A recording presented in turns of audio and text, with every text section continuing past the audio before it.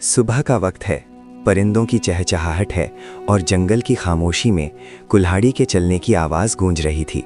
मुराद नामी लकड़हारा अपनी कुल्हाड़ी कंधे पर रखे एक घने जंगल की तरफ बढ़ रहा था। उसके कदमों तले सूखे पत्ते चरमरा रहे थे। मुराद की जिंदगी भी उन खुश्क पत्तों जैसी थी, बेरंग और कठिन। वो एक टूटी हुई झोंपड़ी में रहता था और उसका कुल एहसासा वो पुरानी कुल्हाड़ी थी जो उसे अपने बाप से विरसे में मिली थी।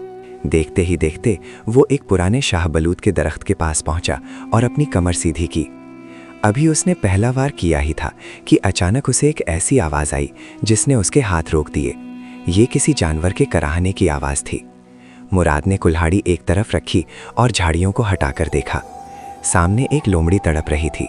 उसका पाँव लोहे के एक जंग आलूद और नुकीले शिकारी जाल में बुरी तरह फंसा हुआ था। लोमड़ी की आंखों में मौत का खौफ और बेबसी थी। मुराद का दिल पसीज गया। अगरचे वो खुद भूखा था, लेकिन उसने सोचा कि किसी की जान बचाना सबसे बड़ी नेकी है। उसने बड़ी एहतियात से अपनी कुल्हाड़ी के फल को रस्सियों और लोहे के तारों के दरमियान डाला।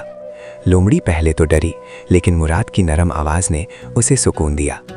घबराओ नहीं नन्ही दोस्त, मैं तुम्हें नुकसान नहीं पहुंचाऊंगा।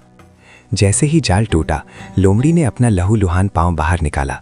वो लंगड़ाते हुए मुराद के पास आई और हैरत अंगेज तौर पर इंसानी ज़बान में बोली, ऐ लकड़हारे, आज तुमने सिर्फ एक जानवर को नहीं बचाया, बल्कि एक ऐसी दोस्त बना ली है जो तुम्हारी तकदीर के बंद दरवाजे खोल देगी।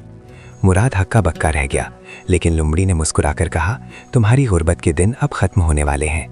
एक आलीशान दरबार, जहां बादशाह अपने तख्त पर बैठा परेशान है क्योंकि उसकी बेटी के लिए कोई मुनासिब रिश्ता नहीं मिल रहा।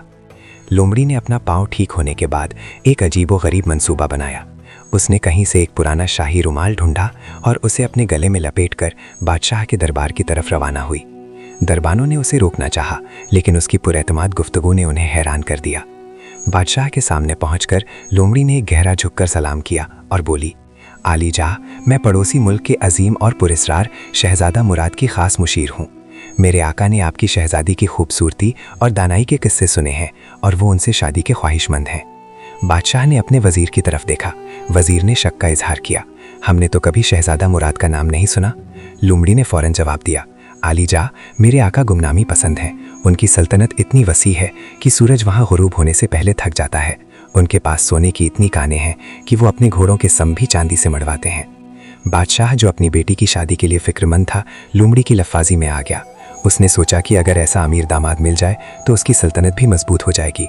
लोमड़ी ने तारीख तय कर दी और कहा कि शहजादा बहुत जल्द एक मुख्तसर काफिले के साथ पहुंचेंगे। वापस आकर उसने मुराद को सब बताया। मुराद खौफ से कांपने लगा। तुम मुझे मरवाना चाहती हो? मैं शहजादा कैसे बन सकता हूँ? लोमड़ी ने कहा, तुम बस खामोश रहना, बाकी काम मेरी चालाकी करेगी। जिस दिन बादशाह को मिलने आना था, लोमड़ी ने मुराद को दरिया के उस मकाम पर बुलाया जहां से शाही रास्ता गुजरता था।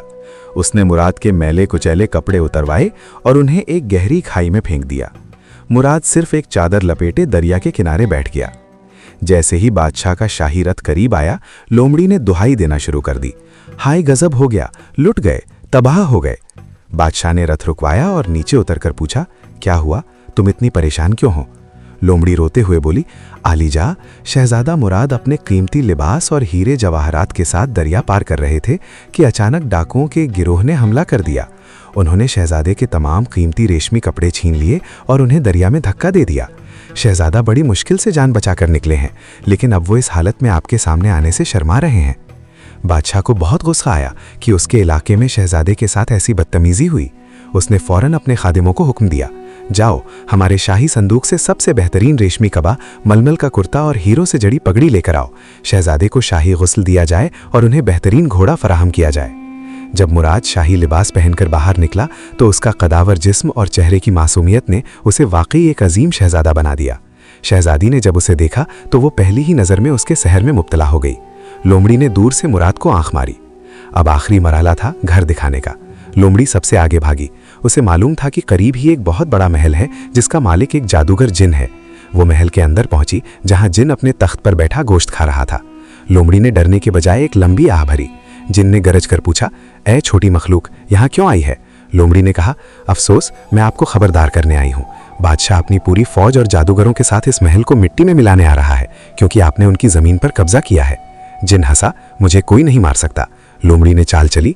वो जानते हैं कि आप पहाड़ बन सकते हैं, लेकिन वो ऐसा जादू लाए हैं जो बड़े जानवरों को खत्म कर देता है।